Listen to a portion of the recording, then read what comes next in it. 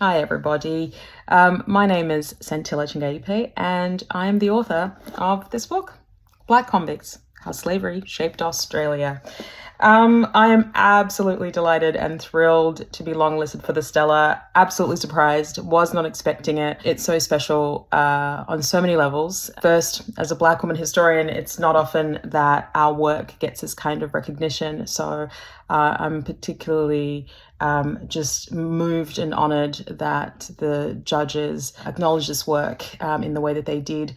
But also just excited that, more people now get to discover the stories of the ancestors that I write about in this book, which is always exciting, always trying to get more people excited and interested in history. So very, very cool. How has my relationship to the book changed since it was published?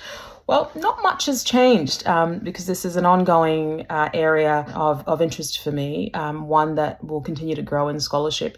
So that really hasn't changed. I'm still thinking about these ancestors.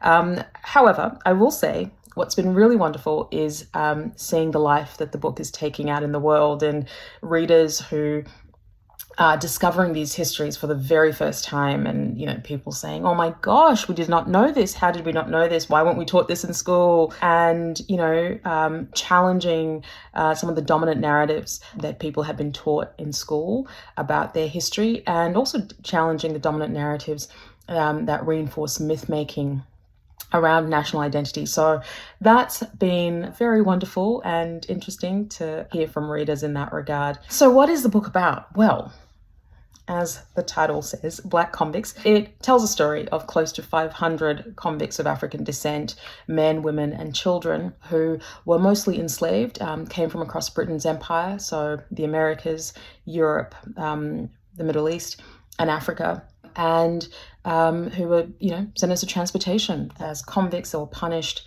many of them for objecting to their enslavement, and sent to the East Coast. So I look at the period between 1788, so the First Fleet, to about 1840.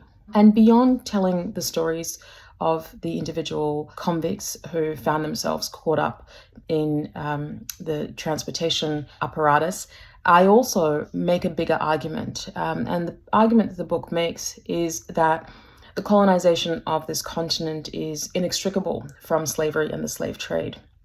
And I make this argument by looking at empire through a lens of race, slavery, and capital.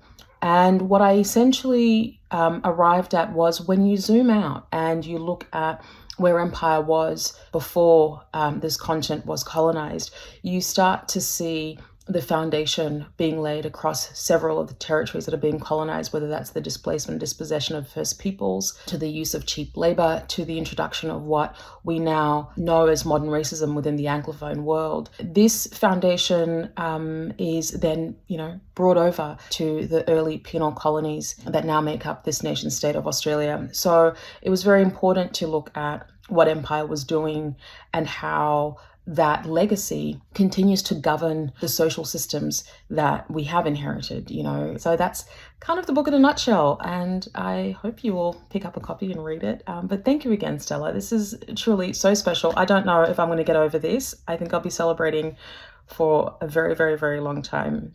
I'm deeply, deeply honored. Thank you.